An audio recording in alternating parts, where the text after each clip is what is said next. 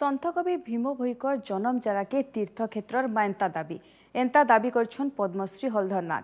भीम भोई जन्मपीठ और स्मृति रक्षा कमिटी मधुपुर तरफु आयोजित गोटे आलोचना चक्र ने सन्थकवि भीम भोईकर सन्थ साहित्य दर्शन और जीवनी उपरे अनुष्ठित होता। आयबार दिने सन्थ को नहीं जह गवेषणा संगे साधना पीठ विकास लगे साधु सन्थ मैंने मीटिंग ने मत देथिले। कहबार लगी चाहूचे मान्यवर केंद्र सरकार को जे हता भीम भोईकर जन्मपीठटा तीर्थस्थली हो जेहेतु समाधि पीठटा कोटी कोटी टंका खर्चा करी खलियापाली रे तैयार कराई।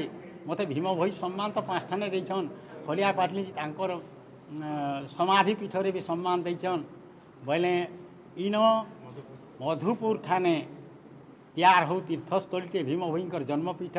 मुख्यतः तांकर जन्मपीठ को आमे सरकार सम्मुखें प्रतिपादित करे से जन्मपीठर मान्यता मधुपुर ग्राम पीठ पाई मधुपुर नाटा केमिति प्रत्येक कविता लेखक साहित्य पुस्तक विद्यालय मानकर जदि पाठ पढ़ा दे पारिबो समस्ते जानी पारिबे जे मधुपुर रेढ़ाखोलू भीम भोईकर जन्मस्थान उद्धृत होइछि।